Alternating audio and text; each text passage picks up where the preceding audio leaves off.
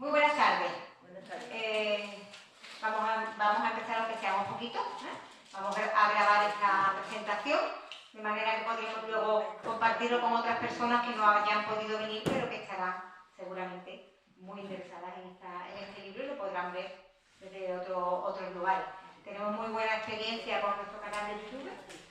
Nos ven en América, nos ven en muchos lugares de España y muchas personas que, por lo que sea, por circunstancias, no pueden venir, pero que sí que se interesan por los libros que presentamos. Así que nada, les mandamos un saludito siempre. Hoy volvemos a la poesía en la Fundación Caballero Bonal. Volvemos a la alta poesía. Yo sé que Juan José Vélez es una persona, yo diría que humilde, que tiene ese sello de la bonomía. Sí, porque para mí el ser humilde me parece que es algo como de buena persona. Yo siempre cuando hablo de alguien humilde me acuerdo sobre todo de Ángel González, que fíjate de qué estamos hablando, ¿no? Y a mí eso me gusta, cuando alguien dice, no me digas que soy bueno, no me digas que... Y a Juan José le sucede eso. Juan José es un poeta muy bueno, un poeta muy grande. Y a él no le gusta que se lo digan, pero yo se lo tengo que decir, porque es la verdad. Y me encanta tenerlo aquí con este libro, con este título tan sorprendente. En tu casa vive un muerto. La vida y la muerte en la misma frase, y ya no lo iré explicando, pero ya de entrada es bastante chocante. Yo ya lo he leído y entonces sé por qué, pero los que no lo hayan leído pues lo irán descubriendo hoy. Y además, a su derecha, Vicente de Gazo, otro estupendo poeta, un gran amigo, que lo he tenido que engañar hoy con pinchar con Juan José para que venga, porque hacía tiempo que no podía venir a esta casa, que es la suya, y él lo sabe. Así que hoy tenemos dos grandes poetas, mano a mano. Toca hablar del de Juan José Vélez, del libro de Juan José Vélez, pero yo sé que los dos van a poner ese rasgo, esa pincelada lírica y poética, porque los dos son de la misma cuerda. Así que estoy muy contenta de tenerlos aquí. Del mismo circo. Del mismo circo. Bueno, la cuerda era por el equilibrio, o del equilibrista. No, de verdad que yo tengo mucha estima a ambos y ya lo sabéis. Así que nada, yo os voy a dar paso, vamos a hablar del libro un poquito, vamos a leer algún poema. Si el público quiere también intervenir, pues también puede intervenir. Y luego nos vamos a tomar un vino porque está en Jerez y no bebe vino. Caballero Bonal no nos lo perdonaría. Así que, pues nada, doy paso creo que primero a Vicente, ¿verdad? Pues yo doy. Ahí, ahora. Bueno, quiero darle las gracias a Pepa por habernos acogido, que siempre lo hace con tanta generosidad, y a la Fundación Caballero Bonal, que como bien dices, pues, casi mi casa. Sí. Sí, estoy tan a gusto aquí, ¿verdad? He pasado tan buenos ratos que es como si estuviera en mi casa. Y buenas tardes, la razón que nos convoca hoy es presentar, o yo diría más bien celebrar la publicación del último libro de Juan José Vélez, En tu casa vive un muerto, editado por Ediciones Huida.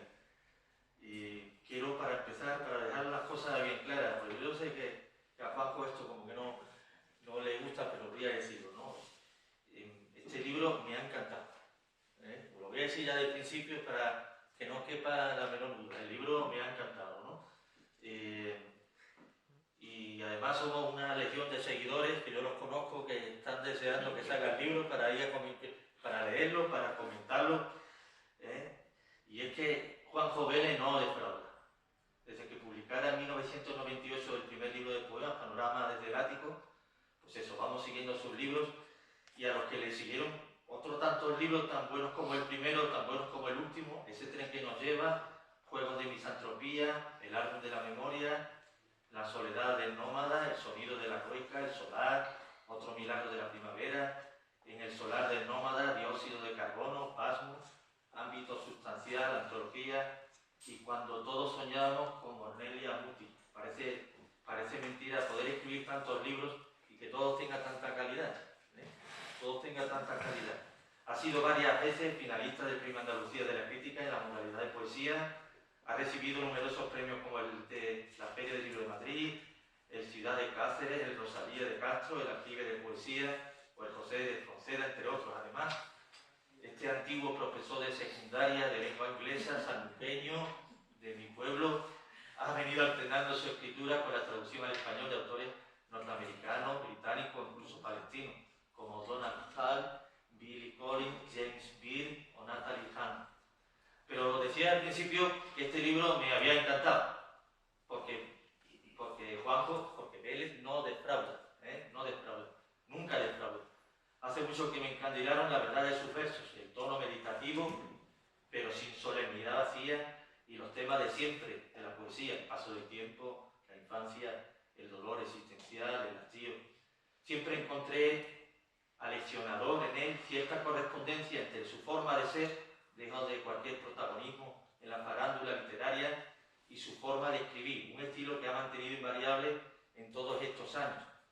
Me refiero a esa especie de pacto que ha mantenido por la verdad, sin enmascaramiento ni pedantería. Estoy convencido de que sus usos literarios son una consecuencia de su bonomía, de su apego a la verdad, de su sencillez y franqueza. Vélez podría suscribir sin problemas como Auden que el rasgo que caracteriza la poesía debe ser la confidencia, el tono de voz íntimo y el lenguaje no ampuloso, el discurso de una persona que le habla a otra. El poeta que eleve su voz sonará falso, y esa es la trampa de la que siempre se zafa Vélez. También en tu casa vive un muerto, aunque sin renunciar a ser innovador, a urdir imágenes llenas de fuerza, o ensayar convincentes audacias simbólicas y métricas. Los lectores nos sentimos confidentes, privilegiados de sus pensamientos. Llama también mucho la atención el título, que es cuando menos paradójico. Un muerto que está vivo y muy lúcido. Encabeza del libro una cita de Álvaro Campos, que es un heterónimo, quizás el más existencialista, del gran poeta portugués Fernando Pessoa, que nos ofrece alguna pista sobre quién es ese muerto con el que convive pacíficamente Juanjo Vélez. No solo se trata del guardián de lo que fue el poeta, de su pasado definitivamente acabado, de una infancia y una juventud concluida, sino también de todo lo que pudo ser y no fue, de todas las posibilidades vitales descartadas, tal vez precipitadamente, o todo lo que pudo soñar y no soñó. Con ese otro yo, ese cadáver que tanto se parece al propio poeta, ya sin futuro, solo con pasado, una especie de doble de sí mismo al que tolera y con el que convive el autor en su propia casa.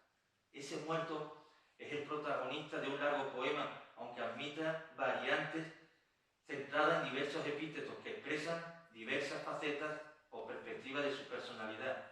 Así el muerto puede ser reencarnado, circunspecto, metafísico, existencial, indolente. Ese muerto viejito, compañero del poeta, del que dice en un arranque de sinceridad que es honesto, prudente, discreto y grato, que bebe tranquilamente cerveza o whisky sentado en un sillón, al margen ya de los estragos de la existencia, es al que el autor interroga y atiende. Es el pretexto que necesita el poeta para rememorar críticamente las reliquias de su pasado, la nostalgia de los seres y paisajes queridos de la infancia, la turbación en la juventud por el misterio de las mujeres, el asalto del deseo, las miserias del colegio y de los curas y de los bien pensantes, esos pobres hombres llenos de miedo, los poetizos de la moda, como con sus galardones y su gloria postiza, a veces el hastío o la misantropía, el paso inexorable del tiempo, tempus fugit, que ni la memoria ni lo contrario, el olvido alivian. Unos asuntos que se decantan también por la denuncia de la estupidez, de la castración del pensamiento y de la libertad, que revelan el código moral librepensador de Juanjo Vélez y que conecta fácilmente con la estructura lingüística de sus poemas, que es la de una escritura muy libre y sin ataduras ortográficas o métricas. El muerto es en definitiva el guardián de su memoria. Una historia es una historia si queda constancia de ella. Por eso el muerto no duerme, rememora más que cuando estuvo vivo, aclara el autor. El muerto que convive con el poeta parece un gemelo íntimo, un interlocutor con quien dialogar, rememorar y pensar. O quizá una especie de disociación de sí mismo. Un doble o un Dorian Gray encerrado en su propia casa, viejo e indiferente, a que ya no le queda futuro a que atender, solo pasado, y que le sirve al poeta desde la atalaya de su madurez para reflexionar sobre su vida y el ser humano. En otro orden, la infancia es el único paraíso del hombre, nos recuerda Rilke, y por eso Vélez la rememora que somos de la generación de Juanjo y vivimos en su pueblo, San Lucas de Barrameda, transitado bajo su sol sus seres queridos, y también un bestiario hermoso de gatos, camaleones, pájaros, lagartijas, salamanquesas, gusanos de seda, junto a parras, moreras, dalias o jazmines. Pero la nostalgia no borra del todo las sombras del paraíso, las tardes lentas, las soledades borrascosas, las iglesias negras, los sumisos, el miedo, y los colegios también negros, llenos de pupitre a lo que el poeta llama las tumbas infructuosas de la falsa libertad. Y es que en este libro, además de evocar la infancia y la juventud, el autor nos muestra su desengaño, su desencanto con la vida, y arremete no solo contra las cuevas de la dictadura y sus cultos, sino también las cuevas de los nuevos curas laicos y los nuevos políticos que llegaron tras la dictadura, contra los que mutilan la mente y los que capan la infancia, contra sus dioses indiferentes o fingidos, y a todos ellos les exige que lo dejen en paz. O medita sobre el ser humano y el dolor de vivir, sobre la vejez inevitable, incluso para el muerto, y la inminencia de la muerte que despoja de cualquier sentido a la vida. De todo modo, tranquiliza ver la foto de un Vélez jovial y juvenil en la solapa del libro, o comprobar la caligrafía dinámica, vitalista o expansiva de su dedicatoria, que desmienten cualquier pesimismo. Este también es el poeta. Con estas evidencias y la publicación de estos poemas, no sé si Juanjo Vélez dejará de nuevo a su muerto tranquilo en el sillón, envejeciendo, dominando y saboreando sus cervezas, sus nueces y sus whiskies por la tarde, o decide vivir quizás con la misma intensidad de un Dorian Gray cualquiera, mientras deja a su compañero gemelo secretamente en su casa. En cualquier caso, este es un libro de poemas estupendo que recomiendo sin reserva. Lean en tu casa vive un muerto. No les va a decepcionar. Muchas gracias.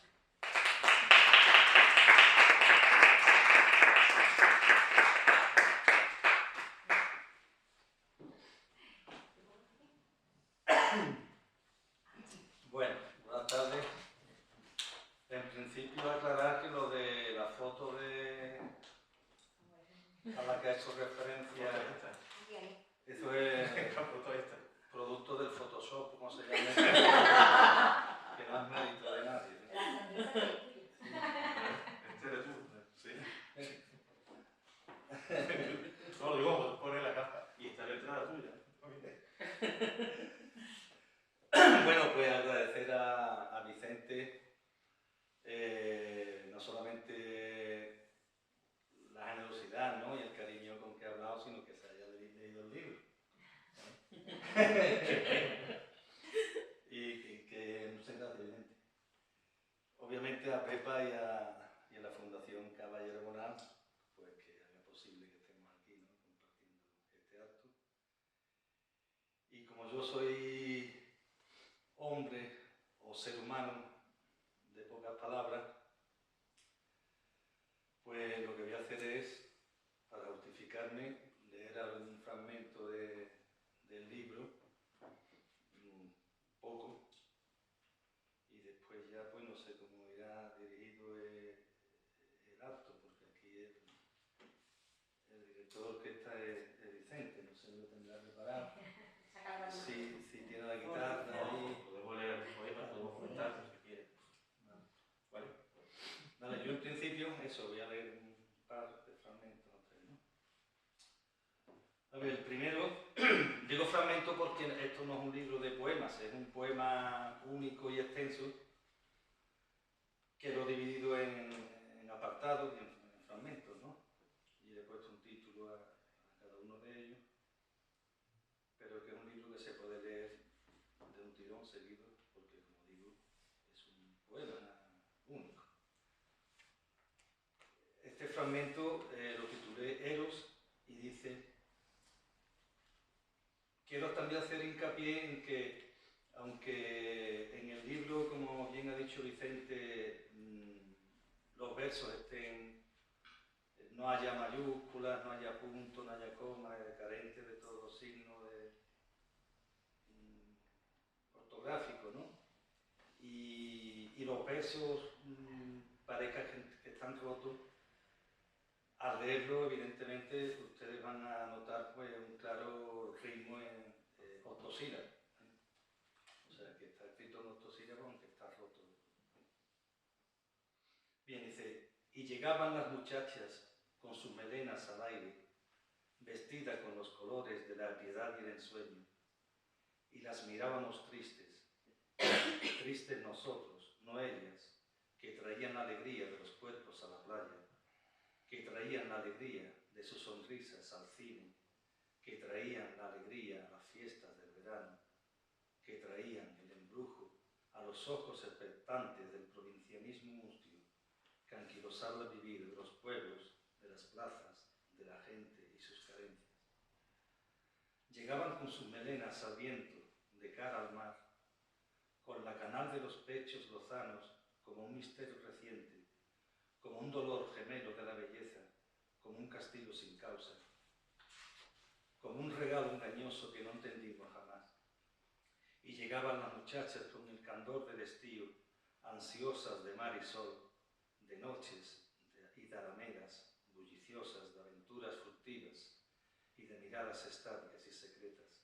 Y las amábamos tristes con nuestra ternura exigua, en silencio solitario, bajo el influjo del pasmo, y aprendíamos sus voces, las luces y los colores de sus ojos entreabiertos al brillo del mediodía, los moldes de sus caderas, el bronce de piel lozana, y el amor que se acababa cuando ultimaba septiembre, y de nuevo a nuestras aulas llegaba la luz cobriza de la nostalgia, el recuerdo, amarillo y desolado, que el otoño serenaba. Pero las leyes son leyes que se cumplen bien o mal. Con ellas fueron pasando los fotogramas del tiempo por nuestros ojos atónitos ante el impacto impasible de la evidencia brutal de los de la evidencia brutal. Veo menos todavía. Los fotogramas de vida cada vez más amarillos, marrones, ocres y mustios, grises de ciego indefenso, de huérfano extraviado en los recónditos montes salvajes del existir. Las que fueron codiciadas hoy pasan inadvertidas, inapreciables, se tiñen del color del jaramagui y tienen las cejas finas y las miradas sin fuego, las caderas derrumbadas, los pechos deshabitados, el pergamino del cuello fruncido, los garabatos de los labios agrietados, como el reseco cartón de lo que un instante fuera una charca en el desierto. Los ojos en su penumbra, sin brillo, sin luz ni Dios, los jirones descolgados de los brazos, escondidos entre los paños de una memoria en peligro, la curva del espinazo, el arco de los perniles, las crueles caricaturas de un dibujante feroz. Por Dios, ¿cómo pudo ser si parecían eternas? Esto, alguna amiga se ha ofendido, me ha dicho que es duro, pero a mí, que a los varones no ocurre lo mismo, ¿no? Leo otro fragmento y ya termino. Te pareces cada vez más al muerto con quien vives. Estás solo y despoblado. Te vas quedando muy huérfano. Estás solo de remate, solo como el calendario de la pared de tu infancia, como un náufrago perdido en la garganta del mar, solo en la casa apagada donde tu muerto dormita, solo en las aceras anchas y vacías del recuerdo, solo con la turbamulta que bebe donde tú bebes. Se van muriendo los cuerpos, se murieron todas las almas queridas, todas las manos guardianas, todo lo que festejaron tu nacimiento y tu suerte, todos los que te dejaron ese hielo de abandono, ya se han muerto casi todos, los que no, se están muriendo. Qué vacío por el aire de tu casa y por la nuca, por los hombros, por las piernas, por la saliva y la cama. Qué frío por el silencio de las noches y qué frío cuando contemplas las fotos de los cuadros y los muebles. Hoy es un latido extraño, un latido riguroso, como un látigo constante que descarna cuanto alcanza, Lo percibes a tu espalda y en tus espaldas resuena como un cristal que se quiebra de dolor y los añicos salpican toda la luz y te arañan las pupilas. Que solo te vas quedando a solas con tu dolor, un dolor acuminoso, afilado y hondo como el de las nuevas heridas que por primera vez duelen. Ayer fue tu cumpleaños y no te llamó tu madre. Y curiosamente, mira, ayer fue mi cumpleaños y no me llamó mi madre. Bueno, pues, esto es todo lo que No, lee tú. Puedes leer un par de poemas y yo leo. Venga, vamos a... Es difícil leer un poema que no tiene puntuación, porque... Ya, por eso lo he hecho antes. Pero en voz alta. Es fácil leerlo para uno mismo, la verdad. Pero es un libro que no se lee fácil. Pero Que se lee eso, fácil. si te guía por el ritmo, Sí, pero sí que... fluye, ¿no? Creo. No te iba a decir, pero a mí se me da muy bien. No sé, me suelo meter mucho en el poema sin puntuación. Y será porque Caballero Bonal también durante una larga época escribió así y me resulta bastante fácil. Así te gusta. ¿Cuál quieres que lea? Vicente, lo que tú tienes. No sé, mira, tengo muchos elegidos. Sí, Dime. cualquiera que lea, me queda todavía poemas buenos que leer. El libro, pues bueno. El muerto incrédulo. El muerto incrédulo. Todo el dolor de existir, todo el esfuerzo, la lucha, el tormento y la alegría, el sufrimiento y la dicha, el amor, también el odio, no tienen sentido, no. Y más si van escoltados por la desgracia tan sumamente habitual en la especie que es consciente de existir. Ni la desdicha, el desastre, la muerte, la enfermedad, el fracaso y la locura, la vejez y la miseria, la soledad sin remedio, tienen sentido. No, pues solos nacemos, solos morimos, solos pensamos, desde el principio hasta el fin. Soy triste como tu muerto al que todos le decían, anímate, ánima en pena, mira la vida con ojos alegres, vive gozoso este regalo de Dios. Y tu muerto sonreía y los miraba asombrado, porque tu muerto miraba alrededor y hacia adentro, hacia los hechos del mundo íntimos y universales, y sin hablar preguntaba, y sin decir respondía, sacudía la cabeza y gestionaba el espanto.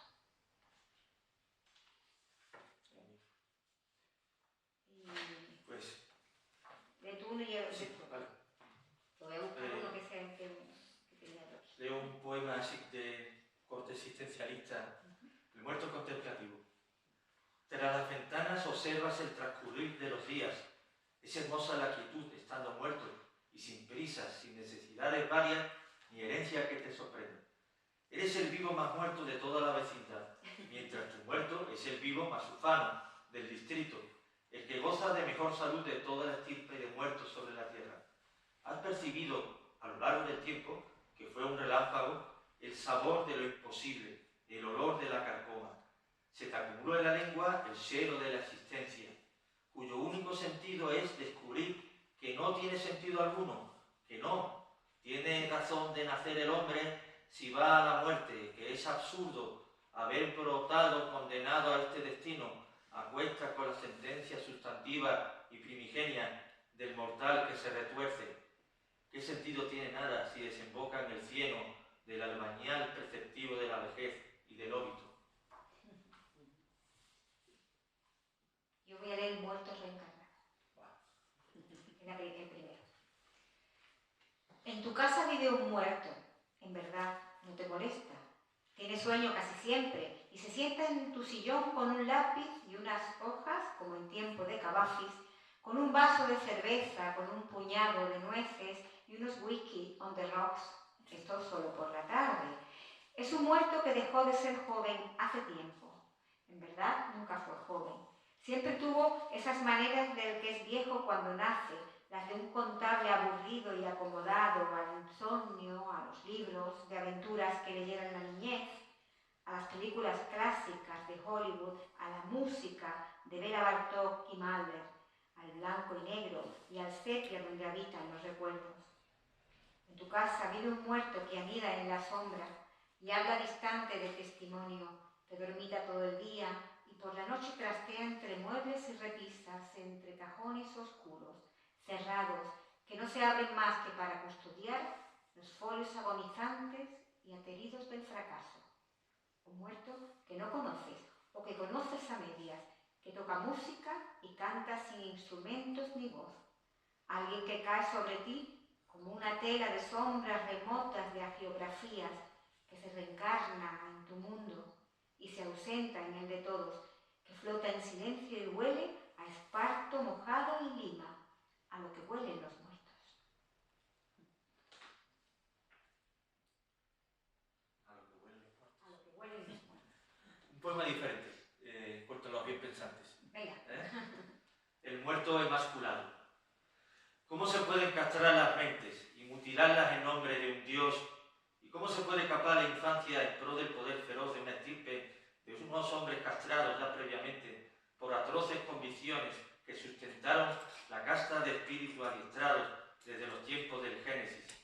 Pobres hombres, solo ante sus acciones, hombres que no son culpables en la medida precisa del abandono del hombre, marionetas en el cosmos, que hacen temer lo posible con presunciones primarias, con sus creencias impuestas, con certezas improbables, con doctrinas heredadas, con innegables carismas y aporías sin sentido, con luminosos misterios, con credos incomprensibles, forzosos e insoslayables, con sus toscas convicciones, con sus infiernos y culpas, con el temor a lo eterno, la maldición de la especie custodiada en las tinieblas por sacerdotes del miedo que recelan de sus dogmas, que dudan de lo que dicen, plenos de asombro y espanto.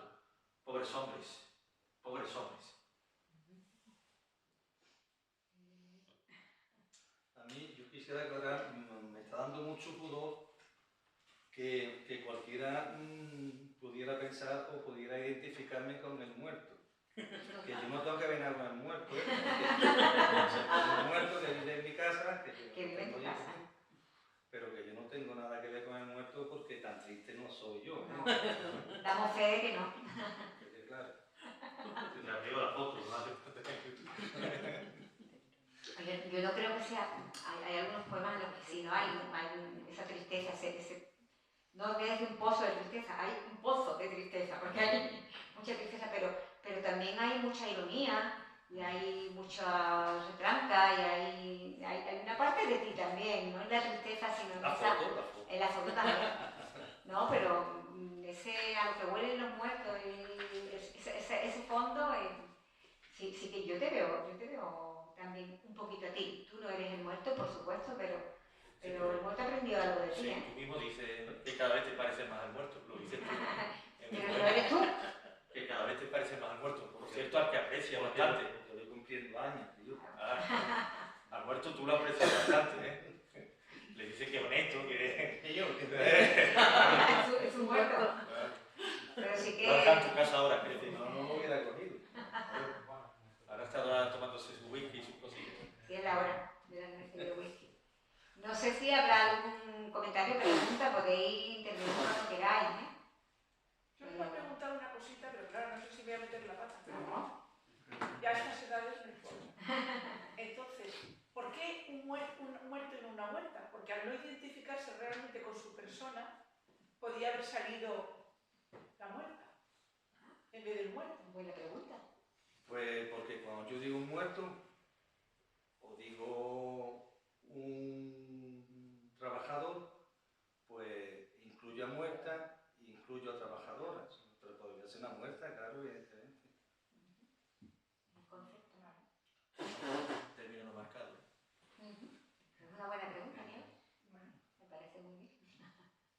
y lo que me parece una descriptiva fenomenal y, claro, con mucha poesía, cómo describe el cuerpo. El cuerpo cuando se va deteriorando, porque es que es así. Es la preocupación de las mujeres cuando tú les estás dando clase, es la preocupación de una misma cuando se mira en el espejo, y es que es así. Ha descrito muy finamente las alas de murciélago. Y también, claro, yo me gusta escribirlo como que las arrugas de la cara son un mapa. El mapa donde has pasado, un mapa donde has viajado por el tiempo.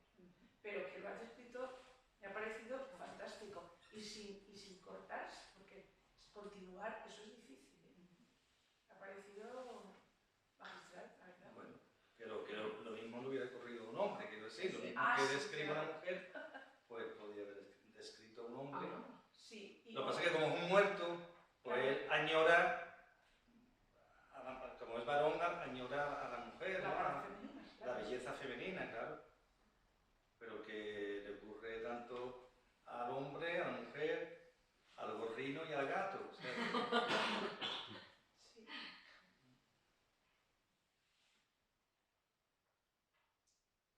Sí. No tenemos más ¿Algo más? preguntas, leeros, aunque sea un par de ellas más, ¿no? Porque llevamos poquito tiempo. Vamos a hablar con otros dos poemas, ¿no? Vamos, dos fragmentos. sí, pero es que yo no adquiere la idea.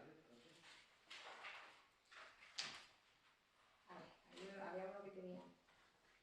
Mira, voy a leer uno que me da lo mismo, aunque sea políticamente incorrecto, ¿Verdad?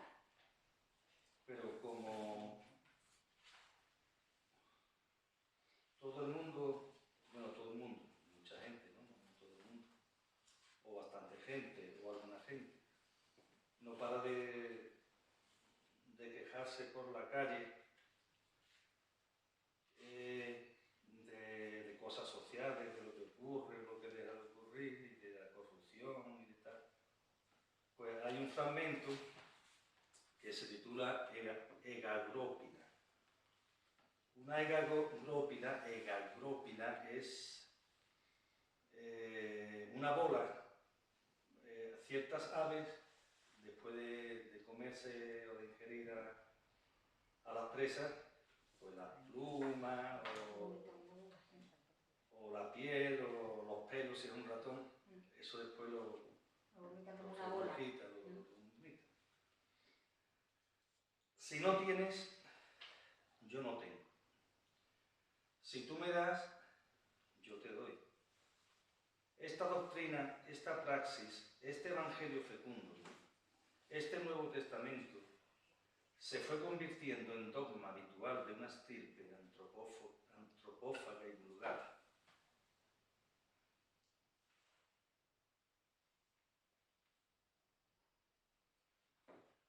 Se fue convirtiendo en dogma habitual de una estirpe antropófaga y vulgar, de un linaje que, ya sabes, existió sobre la tierra desde las luces del Génesis, con claridades y sombras, con sus modas y costumbres.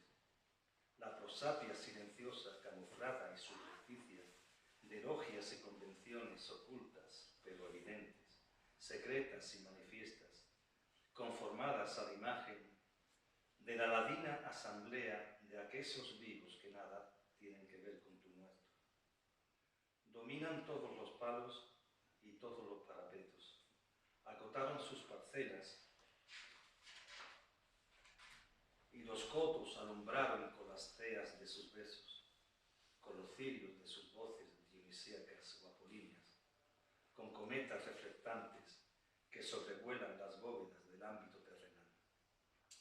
Y se pusieron de moda los salvadores del gusto, los distinguidos del sueño, los genios de la delicia refinada y elegante del Parnaso renovado, ocupas de la poesía, los güeros defraudadores de la lírica confusa, la transacción de la infamia, la pernada de las letras.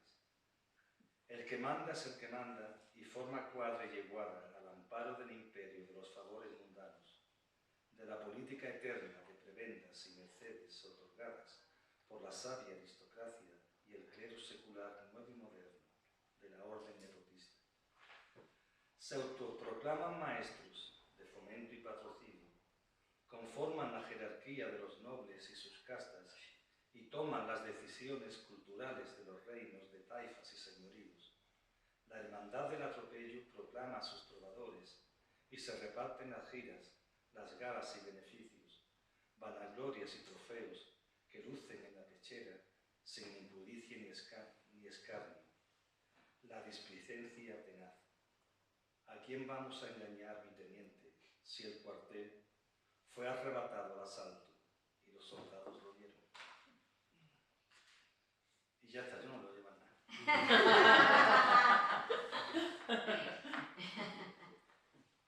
Pues entonces yo voy a leer este porque te lo iba a mediante el muerto jubiloso.